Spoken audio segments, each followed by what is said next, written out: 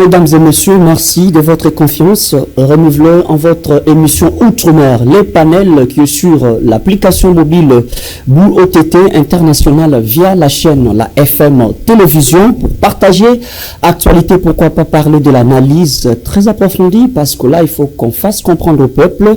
Aujourd'hui, petit à petit, le monde prend une autre tournure, on le dit même. De plus en plus, certains concepts ou phrases qui formaient, soit le monde ou donnaient sens même au monde, notamment à la société, la nation, deviennent de plus en plus obsolètes, notamment la démocratie, les droits internationaux, les traités internationaux, souveraineté, j'en passe. Ceux qui en ont produit comme concept ou phrase semblent donner la meilleure version à la différence des consommateurs jadis devenus aujourd'hui, au fil du temps, une coutume occidentale. Certes, les consommateurs, ici, j'ai fait allusion à l'autre façade du monde, notamment l'Afrique, qui semble aujourd'hui être considérée comme le meilleur consommateur de tout ce qui est produit par la meilleure pensée, ou bien la pensée occidentale. Les pays du tiers-monde se posent des questions face à l'allure où va le cosmos ou bien le monde en général. Alors que le même monde est créé pour prouver à quoi l'existence peut donner sens de l'être, qui en crée une mutation. Mais est-ce qu'il ne faudrait pas comprendre que celui qui crée a toujours une autre façade? Est-ce qu'il ne faut pas commencer à se poser des questions de profondeur? Est-ce que l'Afrique n'est-elle pas prête à créer une pensée?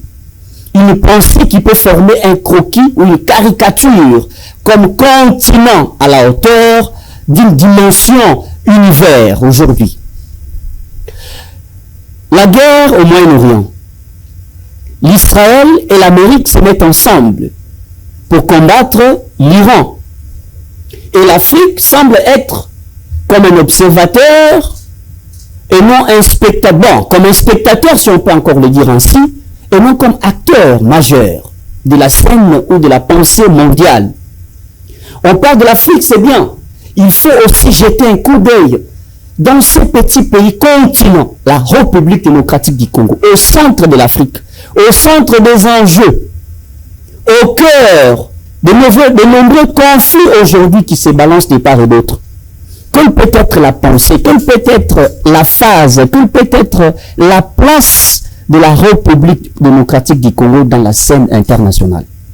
Parce qu'aujourd'hui, ceux qui ont créé le concept comme droit international, vous faites voir aussi que le monde n'a pas que comme compréhension ce que vous attendez. Le monde, c'est la puissance et la force qui s'intensifient. Le monde, c'est la praxis. Parler, c'est s'imposer. Nous voulons aujourd'hui commencer par réfléchir petit à petit comment est-ce que la RDCP s'est positionnée face à cette philosophie imposante que les Occidentaux, si on peut le dire ainsi, les créateurs de contenu, comme on le dit, présentent comme figure dans le monde actuel. Mesdames et messieurs, nous allons essayer de réfléchir là-dessus. Pour en parler, en discuter, comme je le dis d'habitude, nous recevons les scientifiques pas avec des casquettes politiques, mais les gens qui doivent penser outre, parce que la pensée est en perpétuelle mutation. L'homme change, l'homme évolue, on vous impose. Petit à petit, l'effort prend place. Dans le cadre de ce grand débat républicain, nous recevons pour vous Maître Éric Bisselot, qui est un habitué de cette émission que vous aimez tant. Lui est avocat et politologue, pour ne pas dire analyste aussi politique. Il va prendre part à ce débat pour discuter sur l'essentiel. Maître, merci d'abord d'avoir répondu présent à notre invitation. Je l'ai dit tantôt dans mon introduction que le monde présente une autre face et que si on ne faisait pas attention, on risquerait un jour de se retrouver dans une marmite où chacun va se poser des questions. Est-ce que depuis longtemps il ne fallait pas commencer à y penser? Face à ce qui se présente au monde aujourd'hui, comment d'abord est votre analyse? Quelle peut être la pensée de l'Afrique avant qu'on entre dans le vif du nécessaire, c'est le concret sur la République démocratique du Congo? Vous avez le temps. Merci pour l'invitation, cher Mina. Je salue également mon co-débatteur, dont je vous laisse la première de présentation. C'est toujours un plaisir de revenir dans votre chaîne FM TV. D'abord pour l'accueil, mais aussi pour son autorité morale, son président, qui est un être qui mérite toutes les salutations et l'honorabilité. Votre question trouve toute sa pertinence, parce que, à force de laisser nos aînés réfléchir ou ne pas réfléchir sur l'avenir, nous voilà dans la marmite, parce que vous posez la question, comme si le fait de se retrouver comme étant le plat des desserts, ou bien le même entrée, le plat en fait, pour les autres, était une question à venir, alors que c'est une question d'actualité. Vous regarderez tous les continents, le seul continent qui ne réfléchit pas sur son devenir, le seul continent qui n'impose pas son narratif, le seul continent qui ne fait que consommer même l'information. Nous ne faisons que consommer ce qui vient de l'Occident ou ce qui vient des États-Unis. Même l'information qui doit être vérifiable et qui doit mettre tout le monde d'accord parce que c'est une forme de réalité et de vérité. Mais nous sommes ici à ne pas être d'accord parce que, au dépend du narrateur que nous aurons suivi. Ça peut être une chaîne française, ça peut être Twitter, X. C'est en fin de compte, nous ne sommes que des consommateurs. L'avenir de l'Afrique se pose ou s'impose parce que nous ne pouvons pas, de manière tout à fait passive, nous, scientifiques, intellectuels, laisser cet état des faits, considérer que c'est normal parce que nous n'avons pas nous n'avons pas d'armes nucléaires. C'est pour cela que nous n'avons pas droit au chapitre. C'est faux. L'Iran, en l'espèce ici, puisqu'il est question aussi d'actualité, n'a pas d'armes nucléaires. Parce que nous avons été esclaves hier, c'est pour cela que nous ne pouvons pas. Non. Beaucoup de nations ont été colonisées. Mais aujourd'hui, certains se sont libérés et ont franchi le cap. La Chine a vécu sous l'occupation du Japon. Esclave, il fut un temps, être esclave ne voulait pas dire être noir. Mais même les Blancs des Occidentaux de certaines contrées étaient esclaves. Ce n'est pas quelque chose qui est attaché à notre essence même. Donc, pour être plus factuel, il y a une problématique qui se pose, qui va déranger l'avenir, ça c'est sûr et certain, mais nous semblons être passifs, comme si cela était trop loin, comme si cela ne pouvait pas nous impacter. Or, le conflit déclenché par les États-Unis et l'Israël tombe à propos. Parce que le moment où nous sommes agressés, nous réclamons l'application du droit international, nous réclamons la justice du tribunal pénal international, ben voilà l'exemple parfait des États, Israël et États-Unis, qui n'ont jamais tenu en considération le droit international et encore moins la Cour pénale internationale. Les États-Unis n'a pas été signataire de la Charte de Rome, donc les hommes politiques américains peuvent commettre des exactions de crimes contre l'humanité et la vérité est que la Cour pénale internationale est un instrument des Occidentaux. Jamais ils n'ont fait passer des hommes politiques américains pour des faits qu'ils auraient commis d'atrocités à l'endroit de certains peuples. L'exemple en est l'Irak, l'exemple en est l'Éthiopie, l'exemple en est voilà, à travers l'histoire, parce que la nation américaine, c'est la nation la plus belliqueuse qui existe parmi les nations.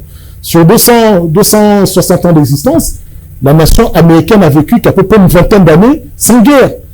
Et elle chérit la guerre, parce qu'elle ne l'a pas vécue dans sa propre chair. Elle chérit la guerre parce qu'elle a toujours été du côté de ceux qui brandissent les armes pour assassiner, et non pas des victimes. Comme ils ont massacré les Indiens, qui étaient les véritables autochtones, comme ils ont asservi les autres nations, comme ils ont provoqué les guerres en Amérique latine, c'est pour cela qu'ils se sentent tout puissants. Ils ne doivent pas répondre au droit pénal international, et encore moins au tribunal international. Netanyahou, qui a été condamné par la Cour pénale internationale pour génocide, crime contre l'humanité en Palestine, mais il ne répond pas. Apparemment, c'est réservé qu'aux faibles ou à ceux-là qui pensent rester regardants face à, parce que vous évoquez le concept de droit, ou bien la phrase droit international qui n'est pas respecté par eux-mêmes qui prennent cette philosophie du droit de l'homme, ainsi de suite. Mais est-ce qu'à un certain moment donné, d'où est la fragilité de cette Afrique? Vous avez dit c'est réservé aux faibles. On est faible que parce qu'on accepte d'adopter la posture du faible. rien ne nous oblige. Il nous oblige de nous soumettre au traité de Rome. Nous pouvons nous retirer. Il y a un certain nombre d'organisations internationales, de structures créées par les Occidentaux, dont nous nous sommes empressés d'y adhérer sans savoir quel était notre intérêt. Et effectivement, nos hommes politiques ont si peu de regard sur l'avenir qu'ils regardent toujours à court terme, en pensant que, en adoptant une posture qui plaît aujourd'hui aux Occidentaux qui ont les armes, qui ont la technologie, qui ainsi de suite, je pourrais nuire facilement à mes adversaires politiques et rester au pouvoir éternellement demain. Très bien. La réalité est que le gouvernement, il est vite effacé lui-même et il n'a pas réfléchi aux conséquences de bâtir sa nation, de préparer l'avenir et de faire en sorte qu'ils ne soient pas considérés comme faibles. La faiblesse vient des chefs d'État, des hommes qui sont au pouvoir et non pas des États. Parce que la République démocratique du Congo, qui est l'exemple que vous avez signifié comme étant le microcosme dans l'Afrique, ce n'est pas un pays faible. Notre pays n'a jamais été faible au cours de l'histoire. C'est un pays de guerriers, où même les femmes se sont élevées contre les armes, où même des royaumes existants avant même que les Occidentaux savent lire et écrire. Très bien. C'est-à-dire que nous ne sommes pas un petit peuple, mais nous avons aujourd'hui intégré dans notre schéma et dans notre intellectuel comme si nous étions ceux qui devaient être assistants en permanence, et pourquoi pas des mendiants à qui on jette le monde comme un clochard. Très bien, merci beaucoup. Alors, en face de vous, vous avez M. Moïse Mbouta Mabanza, porte-parole du parti Bissau Peuple, qui est aussi doctorant. Monsieur Moïse, merci d'abord d'avoir répondu présent à cette belle émission qui doit tabler sur un regard scientifique que peut-être l'attitude aujourd'hui de l'Afrique, qui semble être la conséquence de nos prédécesseurs qui ont tablé sur certaines pensées qui ne tiennent pas debout aujourd'hui face à cette guerre au Moyen-Orient, parce que, on l'a dit tantôt plus tôt, l'Afrique n'a même pas levé sa voix, parce que apparemment l'Afrique se retrouve face à une question qu'elle a toujours consommée, mais elle se pose des questions, comment est-ce qu'elle peut prendre les actions à main. Quelle peut être votre analyse? Est-ce qu'il faut repenser l'Afrique? Est-ce que le Congo en particulier peut-il, en tant que pays, avoir le monopole de dire, bon, écoutez, le système peut aussi changer à un certain moment donné, au lieu de consommer, alors que ceux-là qui prennent les droits internationaux, la démocratie, ainsi de suite, n'arrivent pas à y respecter. Merci pour l'invitation. Je salue également Maître Eric, avec qui nous allons partager ce plateau. Vous l'avez bien annoncé ici. L'Afrique est restée trop attentiste, et dans ce sens que ce poids de l'histoire que nous avons connu venant de la colonisation, on nous a vendu comme des marchandises. C'est ce paradigme-là qui bloque l'Africain, n'est-ce pas, qui ne veut plus, n'est-ce pas, se détacher de ce poids historique. Or, actuellement, avec ce que vous avez annoncé, le monde est en pleine mutation. Vous avez dit ce qui nous amène des concepts du genre droit international, du genre démocratie, mais si vous entrez en profondeur, vous allez comprendre que dans leur façon d'agir, dans leur façon d'agir, dans leur façon de gouverner, il n'y a rien de la démocratie si ce n'est qu'ils cherchent comment se protéger contre, n'est-ce pas, toute menace extérieure. Les États-Unis qui nous prêchent la démocratie, nous avons vu récemment, ils n'ont même pas, n'est-ce pas, cet égard-là par rapport à ces mots, parce qu'ils savent bien, nous devons chercher à maintenir notre position géostratégique, la position qui est, nous avons toujours, n'est-ce pas, vanté des grandes puissances du monde. Or, actuellement, avec ce que nous vivons et la position de l'Afrique, il y a lieu de changer le paradigme. Il y a lieu de changer le paradigme au regard de l'évolution, n'est-ce pas, de la société. La RDC dont vous avez pris comme exemple, c'est pas un pays qui devrait rester en tant que spectateur. Je vous ramène dans l'histoire. Pendant les 2 guerres mondiales, lorsque, n'est-ce pas, le monde avait besoin, nous sommes à l'essor de l'industrie automobile. Le caoutchouc qui a servi, n'est-ce pas, à la fabrication de pneus est venu de la RDC. Si j'avance avec la Deuxième Guerre mondiale, chers journalistes, vous avez compris que l'uranium de Katanga qu'on a fabriqué la première bombe atomique est venue du Congo. Mais la grande difficulté se trouve à quel niveau? Le Congo ne veut pas, n'est-ce pas, utiliser cette position stratégique et utiliser ses ressources, n'est-ce pas, pour s'imposer sur la scène politique internationale. Non, mais on dit il faut en avoir les droits. S'il faut penser à une arme nucléaire, il faut en avoir les droits. Et d'ailleurs, en Afrique, c'est un rêve. C'est utopique. C'est pas le cas, je vous ai dit. Ce qui nous amène des principes, ce qui nous amène, n'est-ce pas, des règles, ils n'en respectent même pas. Vous avez vu, il y a dans un passé récent ici, les États-Unis s'est donné le luxe d'aller capturer un président dans son propre pays. Est-ce que doit-on rester dans cette position? N'est-ce pas d'être des bons élèves, d'accepter que c'est que les dictats qui viennent sur la scène politique internationale? Je ne pense pas. Le Congo doit se réveiller. Et aujourd'hui encore, il faut savoir, lorsque dans chaque étape où il y a une mutation, n'est-ce pas, de la société mondiale, le Congo est là, avec des ressources, n'est-ce pas, qui peut les permettre à se positionner dans une sphère où il va amener ce que nous appelons n'est-ce pas, la stratégie de coopérer avec tout le monde.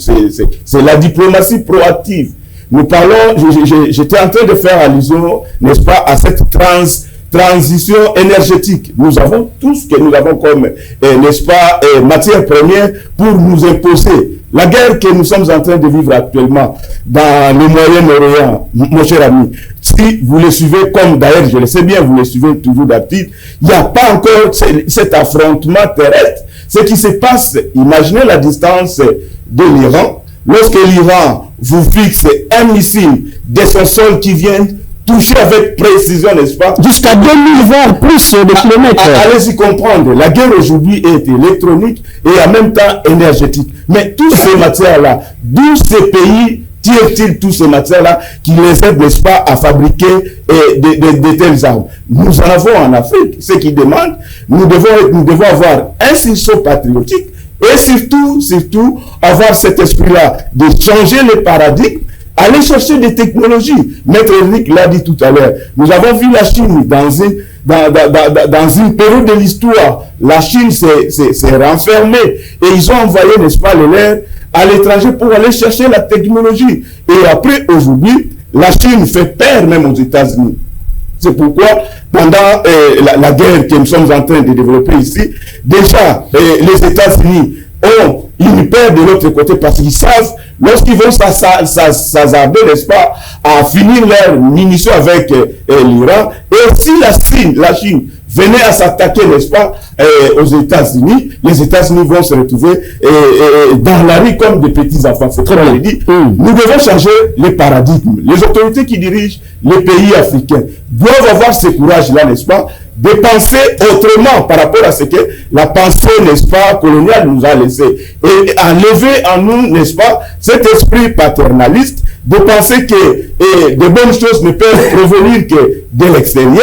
Penser que, n'est-ce pas, nous devons coûte que coûte respecter ce que, n'est-ce pas, l'Occident nous impose comme mode de vie. Mais nous avons vécu au Congo dans les temps. Nous savons comment, n'est-ce pas, le pouvoir a été transmis, n'est-ce pas, de génération à génération. Maître Eric l'a soulevé tout à l'heure. Nous avons, n'est-ce pas, fait face à l'homme blanc quand l'homme blanc venait pour, n'est-ce pas, coloniser notre pays. Nous avons fait face avec nos armes, les armes, n'est-ce pas, traditionnelles. Mais pourquoi devons-nous rester à ce stade? Il a fallu, n'est-ce pas, évoluer avec la société, utiliser notre technologie, n'est-ce pas, inventer, réinventer, n'est-ce pas, notre système de défense. Mais lorsque nous allons croiser les bras, lorsque nous allons laisser les entreprises multinationales exploiter nos ressources et amener nos matières brutes à l'étranger, nous allons que subir, n'est-ce pas, les dictats de la scène politique internationale. Il est grand temps que les dirigeants africains puissent, n'est-ce pas, repenser notre système éducatif, parce que actuellement, dans le monde, et surtout les pays comme la RDC, nous ne devons plus rester à ce stade d'aller mettre que des théories dans la tête des gens. Ici, quand le gouvernement a signé le contrat avec avec les États-Unis. Qu'est-ce que les États-Unis demandent? Nous devons aller en Belgique, n'est-ce pas, pour avoir la cartographie des minéraux du Congo avant de commencer tout à fait. Mais nous sommes un pays, au vrai sens du mot, où nous sommes toujours des enfants. Comment on peut expliquer 60 ou 70 ans après, le pays indépendant, mais nous n'avons pas la cartographie de tout ce que nous avons comme minéraux dans les sous-sols. C'est très capital. Nous servir, n'est-ce pas, à se positionner sur l'échiquier mondial. C'est là où j'interpelle ceux qui viennent chercher le pouvoir. Changer notre système, mais aller dans nos universités. Vous m'avez présenté ici, doctorant, parfois nous avons honte, parce que nous continuons, n'est-ce pas, à enseigner, s'il faut dire, des enseignements obsolètes, qui ne peuvent plus servir, n'est-ce pas, l'évolution et le développement de ce pays. Très bien. Alors, Maître Eric, on est en train d'évoluer, parce qu'on doit creuser quand même pour savoir par où nous devons exactement commencer. Il y a M. Moïse qui évoque les problèmes du capital humain, qui n'est pas quand même forgé dans un sens, il faut le dire ainsi. Oui, aujourd'hui, pour avoir les Congos peut se doter des armes, c'est nécessaire. Les Congos peut aussi avoir le monopole, parce que on est tous dans cette marmite, le concept revient à tout moment, aux côtés de ceux qui ont le droit de veto. Ceux-là qui sont capables de vous autoriser à la fabrication des armes, à l'achat d'armes, ainsi de suite. Mais c'est pas ça le problème, parce que la main qui donne domine. Quand elle donne, elle sait quand même comment dominer. Ici, on veut parler de ces grands problèmes. L'Afrique elle-même est déjà départagée. Soit il y a certains pays qui sont attachés aux différentes puissances mondiales.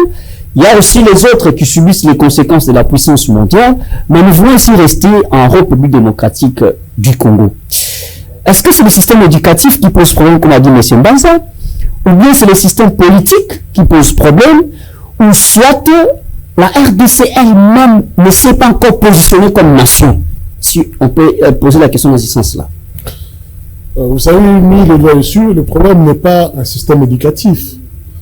Le problème n'est pas... non, mais parce que M. Moïse évoque les théories qui ne servent à plus à rien. Oui, effectivement, la première année, si nous suivons ce système éducatif, nous sommes amenés vers le déclin, nécessairement. Donc le problème n'est pas là, puisque nous résistons à ce déclin. Le problème est né dans l'homme congolais. C'est l'homme congolais. Quand on parle de capital humain, c'est vrai que moi, j'aimerais bien qu'on mette l'accent, parce que c'est vrai, Moïse, avec beaucoup de pertinence et de sagesse, avait dit d'où venaient les matières premières qui ont bousculé le monde, qui ont changé le destin du monde. Moi, j'aimerais plutôt qu'on parle des hommes, des Congolais qui ont changé le monde. Parce que s'il n'y avait pas de Congolais, il y a une grande partie de l'Afrique orientale qui ne serait pas libérée. S'il n'y avait pas de Congolais, nous ne serions pas arrivés à cette nation. Donc, l'homme congolais a toujours joué un rôle de bravoure, et il faut le remettre au centre. Aucune nation, que ce soit l'Iran, la Chine, la Corée du Nord, n'est devenue une grande puissance parce que ces dirigeants s'accaparaient la richesse de la nation. Aucune puissance. C'est-à-dire que la discipline doit venir de ceux qui ont la main là où l'argent de l'État se trouve. Le nerf de la guerre, c'est l'argent. Comment voulez-vous accepter une nation dont on parle scandaleusement riche, mais vous arrivez, la population est scandaleusement pauvre, les infrastructures sont scandaleusement l'état de délabrement total, mais quelques dirigeants sont les millionnaires. Comment expliquer cela? Par quel mécanisme? Et le pays s'endette de plus en plus. À quel moment la population congolaise, la jeunesse, le système négatif, va profiter de cette richesse qui s'est accaparée entre les mains de quelques individus? Ça, indépendamment de partis politiques, hein, indépendamment du pouvoir. Parce qu'il y en a qui sont à l'opposition, mais qui ont, parce qu'ils avaient volé hier aussi. Mais ils ont détenu, ils détiennent cette richesse. Donc c'est l'homme congolais qui pose problème. Tantôt aujourd'hui il va être à dénoncer, arriver au pouvoir, il fera exactement la même chose, il volera, il détournera, et voilà. Non, mais si vous dites que c'est l'homme congolais qui pose problème, les nations auxquelles vous faites allusion sont les nations qui tiennent au texte légaux, qui même, qui doivent régir les pays. Non, pas nécessairement. Peut-être qu'il y a un problème, c'est pas un problème de texte. Il n'y a pas une question de texte, parce que la loi est contraignante. n'est pas relative. Non. La Corée du Nord, de quelle loi vous me parlez? C'est une dictature. Elle a ses règles, c'est vrai, la loi elle a sa pertinence. On ne va pas revenir ici dans les concepts de l'État, ainsi de suite. On a déjà validé ces concepts-là, on avance. Mais ce que je veux dire par là, commençons par ce qui paraît évident. L'argent qui est destiné à l'industrie, aujourd'hui, on peut commencer à fabriquer. Vous savez, pendant la Seconde Guerre mondiale, quelles sont les industries qui ont fabriqué les armes? Des industries qui fabriquaient des clous. Ils se sont transformés en industries qui fabriquent des munitions. Des industries qui fabriquaient des porte-clés. Voilà la réalité. C'est-à-dire que le mécanisme de fabrication n'est pas si différent quand on fabrique des bouilles que quand on fabrique cet instrument qu'utilisent des couturiers pour mettre sur le doigt. Quand ça me reviendra, je vais vous donner un élément. C'est-à-dire que c'est dans l'idée que vous donnez à quelqu'un le champ de l'impossible, réfléchis jusqu'au maximum, on va mettre de l'argent pour que tu réfléchisses jusqu'à la folie. C'est ce que nous pouvons faire demain. C'est ce que nous pouvons créer pour la nation. Parce qu'à travers cette réflexion, l'industrie mettra, le travail fera, les gens n'auront plus faim pour en réfléchir davantage. Nous ne voulons pas des gens qui réfléchissent. Nous voulons des gens qui obéissent. Parce que réfléchir, c'est même dangereux pour votre propre camp politique, pour votre pouvoir. Aussi longtemps que nous aurons des hommes qui défendront leur pouvoir au dépend de l'avenir de la nation, nous stagnerons. Mais allez parcourir le monde, on rit de nous. Même nos alliés, il n'y a pas si longtemps, Trump disait, le problème, ce n'est pas tant l'FCM 23. Ça, c'est le Trump, il dit. Il dit, le problème de Congo, c'est le détournement, c'est même dans les partis qui contrôlent le gouvernement, peut-être rebellez-nous, sinon nous ne t'enverrons pas. Voilà le concept. C'est-à-dire qu'ils savent très bien que nous sommes des imbéciles, nous sommes des idiots. Et si nous sommes dans cette posture, c'est parce que nous acceptons cette posture. Donc ils ne vont pas se mouiller, se sacrifier pour nous si nous ne voulons pas nous libérer nous-mêmes. Donc c'est beaucoup plus profond. Et je le répète, juste une chose. Toutes ces nations sont passées par des sacrifices. La Chine discipline, aujourd'hui, vous êtes condamné à mort pour un détournement. Oui, mais on dit la Chine s'était misée dans le capital humain, en infiltrant même toute une génération à comprendre la science, la mathématique. Et puis il est arrivé à bout de ce que le capital humain pouvait faire. Il a dit non, notre côté qui est des États-Unis, le marché libéral, n'est pas si mauvais que ça. Dans les années 70, ils ont ouvert le marché, ils ont expérimenté une partie de la Chine, et Shenzhen, si je m'abuse, et ça a fait développer la nation. C'est-à-dire que nous sommes amenés vers l'industrialisation. Mais je n'ai pas vu dans notre pays qu'on y réfléchisse de scientifiques de demain. Il ne s'agit pas juste de faire des universités. Le contenu dont on parle.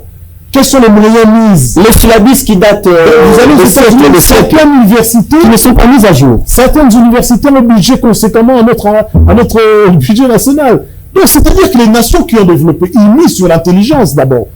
Le capital humain, vous savez, une nation qui veut se libérer, les Vietnamiens sont libérés avec quoi? Des armes traditionnelles. On ne les a pas conquis. Ne croyez pas parce que vous avez des bombes nucléaires que vous aurez tout le temps le dessus sur un combat. Ce n'est pas comme ça que ça marche. Très bien, merci. Alors, Monsieur Moïse, il y a aussi le problème de repères qui se pose. Si vous regardez cette guerre qui est aujourd'hui au Moyen-Orient, l'Israël et puis l'Amérique, d'abord, c'est à deux temps. Il y a d'abord des questions religieuses et puis des questions d'ordre sécuritaire, notamment économique. Il y a les États-Unis qui veulent du pétrole, qui veulent avoir quand même la même mise sur le pétrole, qui fait la force de l'Iran, mais aussi l'Iran, dans le cadre islamique, ne partage pas la même optique idéologique avec les pays du Golfe, certains pays, notamment vous avez l'Israël et puis les autres. Mais est-ce que c'est pas un problème de repère pour les Congos? Parce qu'apparemment, les Congos aujourd'hui se retrouvent dans un stade du mimétisme qui préfère imiter sans savoir ses propres repères. Or, l'Iran, c'est qui tient. Il y a même quelqu'un qui a fait une analyse pour dire l'illusion de Trump, il pensait jouer comme il a fait au Venezuela. Au Venezuela, c'est qu'en capturant le leader, alors c'est fini, tout allait être à terre. Alors que en Iran, c'est tout un système. Ils sont en creux dans les valeurs intrinsèques, dans leur religion, croyances, ainsi de suite. Mais les Congo, l'Afrique, nous parlons de l'Afrique. L'Afrique n'a plus de repères. Tout le monde est là, il y a la religion qui a envahi l'Afrique, ainsi de suite. Est-ce qu'il ne faut pas aussi... le mot pour parler du recours à l'authenticité, vous avez le temps. Vous avez parfaitement raison. Votre question me fait penser, n'est-ce pas, les cours d'anthropologie. Le développement d'une nation a une âme. L'âme, c'est le génie créateur de son vécu. Il faut se poser la question d'où vient l'homme congolais. comment l'homme congolais a vécu dans les temps, quel a été son pouvoir mystique. Et si vous abordez cet aspect, on risque de vous taxer de tout sauf rien. Parce que vous avez parlé de la religion. C'est là où nous avons puisé, n'est-ce pas, nos aïeux ont puisé, n'est-ce pas, la vision, n'est-ce pas, de créer notre monde. Parce que on savait à ce temps-là que non, si je prends une pierre et j'ai un morceau de fer, je peux, n'est-ce pas, me sortir l'effet. Il y avait déjà du génie créateur pour pousser notre développement. Mais quand est-ce que nous avons perdu les repères? C'est à l'arrivée de l'homme blanc. L'homme blanc est venu nous flouer avec la religion. Mais il y a un auteur, le nom va venir, qui nous dit la religion, c'est l'opium pour un peuple. C'est notre Karl Marx. Karl Marx. Voilà comment on nous a... Dans son livre, le manuscrit, nous devons faire ce que Mobutu a dit. Mobutu savait, en tant qu'un génie créateur, il savait, il faut puiser, n'est-ce pas, dans nos systèmes anciens et on pourrait, n'est-ce pas, avancer jusqu'à fabriquer tout. Mais rappelez-vous quand Mzee Kavila est venu ici, lorsque la guerre s'est éclatée entre les Rwandais, il a appelé les scientifiques. C'est là où j'étais en train de dire, Maître Rick, que nous devons repenser notre système éducatif. C'est très important parce qu'aujourd'hui, on va vous dire les Congolais à l'école temps, mais si vous appelez peut-être un Congolais qui vient de chez moi à l'Équateur, vous mettez quelques vous faites la différence de matière première. Il ne va pas me parler d'abord de ceux qui commençaient par Kinshasa. La grande agglomération. Même qui vous parle pour la première fois devant les diamants. Et je n'arriverai pas, je n'arriverai pas. Or, je suis congolais. Là aussi, il y a un problème. Nous devons changer ce système dans quel sens? Éviter des notions théoriques telles que vous l'avez dit, parce qu'aujourd'hui, à travers le monde, et d'ailleurs, je voudrais vous signaler ici, actuellement en Chine, on ne fait pas de thèses théoriques que vous allez écrire des pages et des pages et venir parloter devant les gens et on vous donne, n'est-ce pas, une thèse. Non, actuellement en Chine, on vous dit d'inventer quelque chose. Par exemple, on vous dit, le Congo a des enjeux au niveau mondial, nous devons, n'est-ce pas, s'organiser sur le plan sécuritaire. Nous avons des minéraux, mais c'est Moïse qui est chimiste de formation. Avant qu'on vous donne le titre de docteur en chimie, créez-nous une arme qui peut nous permettre, n'est-ce pas, de se sécuriser. C'est ça qui se fait aujourd'hui. C'est pourquoi j'étais en train de dire, nous devons repenser ce système. Quand je dis repenser le système éducatif, même le civisme, les Congolais n'en ont plus. C'est pourquoi vous avez évoqué tout à l'heure que non, celui qui était hier à l'opposition, il dénonçait les détournements et tout ce qui va avec. Lorsqu'il arrive au pouvoir, le premier souhait, c'est faire une santé financière. Mais tout ça doit partir du civisme que nous devons changer. Éduquer l'homme congolais, ramener l'homme congolais à le faire comprendre que tout ce que nous avons eu à l'école primaire comme cours, allant dans le sens, les biens publics et les biens privés devraient être respectés. Donc, nous devons avancer. Nous avons perdu des repères. Je reviens à votre question, maître. Effectivement, nous avons perdu nos repères. Il faut revenir en arrière, voir comment nos aïeux ont fabriqué des fusils avec des flèches. Mais l'homme blanc a évolué sur base de ça. Voir comment nos aïeux ont fabriqué la chikwang. Au moment où il la faisait avec des feuilles. Mais aujourd'hui, la Chine a évolué. Tout ce qu'ils avaient comme, n'est-ce pas, vie primitive, c'est sur base de ces éléments que la Chine a évolué. L'Iran que vous évoquez, mais si l'Iran garde, il y a cet aspect religieux, parce que vous l'avez évoqué, l'Iran est dirigé à deux niveaux. Il y a ce que nous appelons le guide suprême, celui qui est le gardien de la morale. Ça, c'est très bien. Oui. On ne peut pas faire ça, on ne peut pas aller à gauche, il faut respecter ça. Et en deçà du guide suprême, il y a le président de la République qui essaie, n'est-ce pas, de se conformer avec ce que nous avons. Vous avez le président, vous avez le Parlement et tout comme ça. Mais l'instance qui est supérieure, c'est celui des guides supérieurs qui gardent, n'est-ce pas, leurs repères. Donc, nous devons faire un effort de revenir en arrière, voir comment nous avons vécu dans le temps, et jusqu'au stade où l'homme blanc est venu nous arrêter net avec notre évolution et repenser la vie sur base de nos, n'est-ce pas, repères. Donc, si nous restons à suivre à l'aveuglette ce que nous appelons démocratie et élection, rassurez-vous, nous allons toujours tourner, n'est-ce pas, autour du pot. Il y a lieu à ce stade de changer, n'est-ce pas, les paradigmes tels que je suis en train de le dire tout à l'heure. L'homme a un problème, c'est vrai. Les tests, vous avez parlé des tests. Les tests, nous en avons. Mais ce n'est pas ces tests-là qui posent problème. Lorsque l'homme qui est appelé à appliquer ces tests n'est pas vraiment formé, lorsque cet homme qui est appelé à parler démocratie, bonne gouvernance, ne comprend pas exactement ce que ça signifie, nous allons toujours faire les surplaces. Donc, il y a lieu de repenser, il y a lieu de faire un pas en arrière, voir dans nos coutumes, mais comment, n'est-ce pas, le royaume du Congo s'est organisé. Je vous appelle, avant même que l'homme blanc arrive, le royaume du Congo avait, n'est-ce pas, un représentant au Vatican qui, n'est-ce pas, qui reliait le royaume du Congo et le Vatican. La diplomatie a existé. Mais pourquoi nous devons suivre d'une manière aveugle ce que l'Occident nous amène? Les dirigeants africains, et particulièrement ceux du Congo, doivent réfléchir 3 fois, voir comment refaire les choses. Nous avons des minéraux. Qu'est-ce que nous enseignons aux petits Congolais comme culture, n'est-ce pas, valeur de ce que nous avons comme minéraux? Qu'est-ce que nous préparons comme élite congolaise dans 10-20 ans pour, n'est-ce pas, gérer ces pays au regard des enjeux mondiaux? Quand vous allez en Israël, on va vous dire, l'Israël peut nier des relations avec tous les pays du monde, sauf l'Iran. Mais au Congo, avons-nous, n'est-ce pas, cet aspect-là d'enseigner, s'il faut parler en termes d'initier les petits Congolais, que non, le Congo est trop convoité sur le plan international, au regard de ce que nous avons comme ressources minières, vous devez être souple pour les défendre. Mais on ne fait pas ça. Nous ne faisons que subir le dictat, n'est-ce pas, de cette politique internationale. Très bien, merci beaucoup. Et d'ailleurs, même, vous m'inspirez, à moins que l'auteur, l'idée de l'auteur parte un peu loin. Maître Eric, quand votre co-débatteur parle, bon, j'ai évoqué la situation du repère.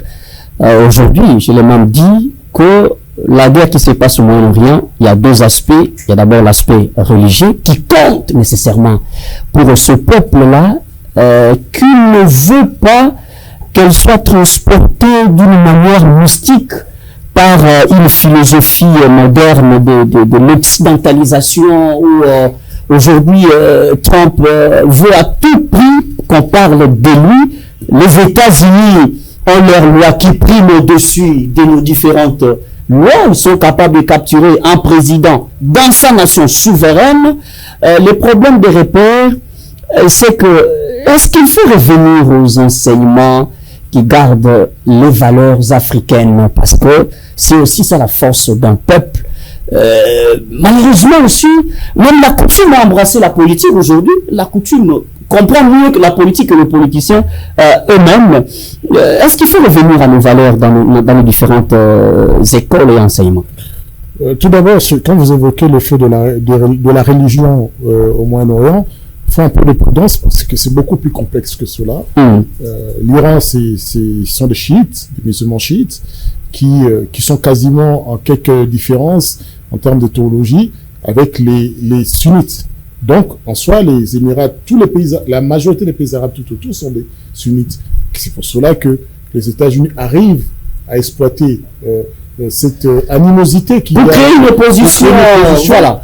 Mais si tu regardes bien, ces nations ne sont pas tendres avec Israël, qui pour eux sont des juifs, et les juifs considèrent que ceux qui ne sont pas des juifs sont des animaux. C'est ça le judaïsme, qui considère que tous ceux qui ne sont pas juifs sont des animaux. Il faut même les tuer, il ne faut pas les défendre. Un juif ne peut pas défendre un non-juif. Voilà le concept. Donc il y a vraiment, le problème des religions est tellement délicat, mais on ne peut pas se baser sur cela, puisque aujourd'hui, l'Iran attaque bien les Émirats Arabes Unis, attaque le Koweït, parce que c'est une question d'existence. Mais pour m'étendre à votre question, je rassure juste mon ami Moïse que je ne suis pas tellement en désaccord avec toi quand tu parles de changement du système éducatif. Je considère que le système éducatif doit être un outil vers une orientation spécifique, vous l'avez évoqué, en Chine, vers où nous voulons y aller dans 50 ans. C'est ça qu'il faut maintenant revoir le regard de la réalité qui se présente au monde. C'est en cela que notre système éducatif va s'orienter. Si nous voulons des ingénieurs sur 20 ans, sur 30 ans, si nous voulons des chimistes, si nous voulons une armée moderne, c'est sur 2000 siècles que nous allons engager nos efforts. Et dans ce cas-là, le système éducatif doit s'adapter à nous faire de bons citoyens qui respecteraient les ordres, à nous faire de bons chimistes. Voilà, il faut investir en cela. Donc, c'est pour ça que la Chine aujourd'hui dit, ça ne sert à rien de nous ramener beaucoup de théories. Nous avons déjà assimilé cela. Ce qui nous importe, qu'est-ce que vous nous apporterez de nouveau, vous, la nouvelle génération qui est arrivée sur la table, pour nous permettre d'aller de l'avant, de rester, de combattre l'hégémonie américaine. Donc, système éducatif, c'est bien, mais il y a encore une autre délicatesse, quand c'est vrai que dans votre question, vous alternez tantôt entre Afrique et Congo. L'Afrique est beaucoup plus complexe encore. Parce que l'Afrique, vous regardez aujourd'hui, il y a des nations qui sont encore dépendantes de l'Occident. Donc ça, la France encore... Non, parce que presque tous les pays africains sont dépendants de l'Occident. Non, ils sont presque. Je donne l'exemple de 3 pays, par exemple, des pays d'État de Sahel, 3 États qui se sont libérés. Ils ont dit, nous allons décider d'avancer. Il y a l'Afrique du Sud qui n'est pas du tout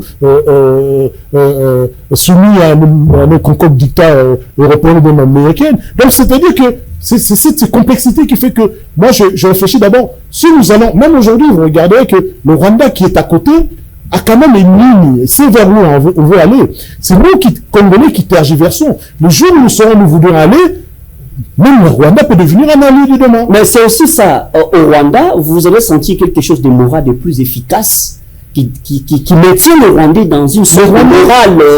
Au-delà de ça, le moral est vraiment de soutenir le projet politique. Chacun veut faire son chemin. Le Rwanda a une industrie militaire. Nous n'en avons pas. Le Rwanda fabrique des armes. Nous n'en avons pas. Il fabrique des gilets. Nous n'en avons pas. Qu'est-ce qui empêche nous, avec tous ces milliards dont on attend partout à gauche et à droite, mais dont le résultat n'est pas visible, d'investir d'abord dans l'industrie d'armement, d'investir dans l'industrie de transformation de matières premières. C'est ça la réalité. Aussi longtemps que nous aurons une vision politique légère, nous ne serons pas allés. Quand vous parlez même du dogme, quand vous parlez de la culture, nous voyons à quel point ceux qui étaient censés être les porteurs des valeurs, c'est-à-dire les chefs coutumiers, aujourd'hui, ils viennent faire des espèces d'incantations mystiques juste pour tirer un peu d'argent. C'est-à-dire qu'on voit que c'est devenu une espèce de scène pathétique et théâtrale pathétique. Donc, ils ne sont plus porteurs de valeurs parce que les valeurs ne sont plus transmises.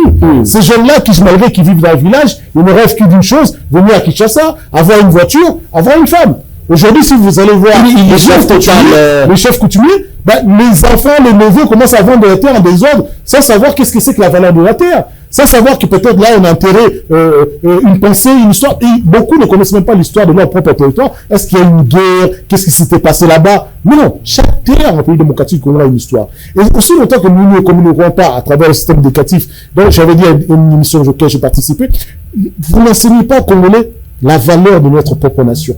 Pourquoi nous devons être fiers? Vous devez être fiers parce que dit, non, on a fabriqué la matière première qui a fabriqué la première bombe mondiale, vient de chez nous. Après, parce qu'il y a le caoutchouc, c'est la même pas d'essence. C'est la fierté de penser des Américains qui ont fait la première bombe mondiale, le caoutchouc pour des véhicules, pour des pays qui roulent avec des véhicules dont on fabrique des pneus avec nos caoutchoucs. Très bien, on va finir l'émission. Monsieur Moïse, ça ne sera pas d'un bâton magique parce que aujourd'hui, c'est pas l'individualisme pour développer une nation. On a besoin de s'entrelacer entre nations, puissances, ainsi de suite, pour aussi aller de l'avant. Alors, je ne veux pas que ça soit automatique, ou technique, ou mathématique. Mais qu'est-ce qu'il faudrait faire en un bras record, s'il faut le dire? Les préliminaires à poser petit à petit, que ça amène les Congolais à repenser qu'après 20 ans, 30 ans, il y a lieu qu'on dise non à un système importé. La nation devrait être enseignée aux générations, n'est-ce pas, et qui viennent. Il faut parler aux jeunes gens d'où nous venons, où nous sommes, prendre cette conscience-là, n'est-ce pas, pour bien projeter l'avenir. On commence toujours quelque part, et les auteurs ont toujours dit, et les voyages de 1000 km commencent par un pas. Donc, il faut poser les jalons, tels que nous sommes en train d'analyser ici sur ce plateau. Comprendre là où nous sommes. Pourquoi nous avons échoué? Pourquoi on n'a pas mis, n'est-ce pas, en place des industries capables, n'est-ce pas, de nous produire des véhicules au Congo? Il y en avait à l'époque de Mobutu. Vous parlez à l'époque de Mobutu. Mobutu avait même imposé. Oui, mais pour les malades. Aujourd'hui, nous avons ça. Éviter d'enrichir l'Occident. Aujourd'hui, on n'a pas ça. Donc, nous devons quitter ce stade-là, d'être un pays qui exporte les briques vers l'extérieur et maintenant à mener de nouvelles technologies, former, n'est-ce pas, autour, n'est-ce pas, de nos dirigeants. C'est là où la grande responsabilité. C'est ce que j'ai toujours évoqué. Nous avons, n'est-ce pas, ceux qui aspirent à la magistrature suprême qui arrive, c'est un programme. Mais sous d'autres ici, il y a un programme directeur. Non, mais ça fait mal. Quand vous avez un programme aux États-Unis, lorsqu'on vous dit il y a remise et reprise entre le président entrant et sortant, ils se parlent pendant plus de 3 heures. Ils sont à 2, ils discutent, n'est-ce pas? Le plan directeur, que vous soyez démocrate ou républicain, il y a un plan directeur tout est politisé qui est fini. Mais au Congo, chers journalistes, chacun arrive avec son projet. Lorsque M. Félix arrive, il fait table rase à décès que Kabila avait comme projet, c'est ça s'y comprendre. Donc, ça ne sera pas comme cette émission ne prendra pas fin parce que il y a tellement assez d'arguments argumentaires. Moi je me dis, est-ce qu'il faudrait une école dans des émissions, des écoles scientifiques qui développent, qui pensent le monde autrement? Vous savez, s'il y a les nations qui s'opposent à des puissances comme les États-Unis, parce que ce sont les gens qui développent le contraire. Vous ne pouvez pas vous opposer au contraire sans avoir développé un autre système. Il faut amener un paradigme contraire. Aujourd'hui, la guerre est électronique. Très bien. Ben, ça sera si quelqu'un analysé, on va finir l'émission, quelqu'un, c'était sur France 24, je ne sais pas, une analyse comme ça, quelqu'un dit, mais écoutez, s'il faut penser à l'idée d'attaquer l'Iran avec des troupes terrestres, vous n'allez pas réussir. L'Iran, c'est un pays ou une nation qui s'est isolée dans sa forme géographique. Voilà pourquoi l'évolution intelligente repousse les gens à tout électroniser. Alors, on est arrivé presque à la fin, mais l'émission n'est pas finie. On va garder ces scientifiques qui nous ont aidés à comprendre petit à petit. Kabila, Tshisekedi, Bernard sont des individus. Le système, vous devez créer. Il faut vous sacrifier. Il faut détruire cette pensée-là qui vous fait croire que le Congo ne peut pas se développer. Non, mais avec un système efficace qui dit son nom, en tout cas, il y a lieu de se développer. Pourquoi aujourd'hui, il n'y a plus de philosophie africaine? Les grands penseurs, les écrivains qui aidaient le Congo à voir autrement, ils n'existent plus. Et même les mêmes professeurs des universités, les penseurs considérés, quand ils sont en politique, directement, ils comprennent que la politique, c'est un monde des intérêts. Oh non! Platon, moi je me rappelle, je lisais un livre de Platon à l'époque, disait la société doit être réservée aux intellos, à une élite, aux philosophes, parce que ce sont ceux-là qui maîtrisent quand même l'idéal pour parler d'une société. Mesdames et messieurs, moi je pense que je suis arrivé à la fin de cette émission avec les scientifiques. On va garder cette école, parce que il faut parler Congo avec une option scientifique, avec une idée scientifique. Je me limite là. On se voit prochainement. Je sais que cette émission va te dire merci pour parler la science, c'est pour parler les idées. On s'y retrouve très prochainement avec ce même plaisir.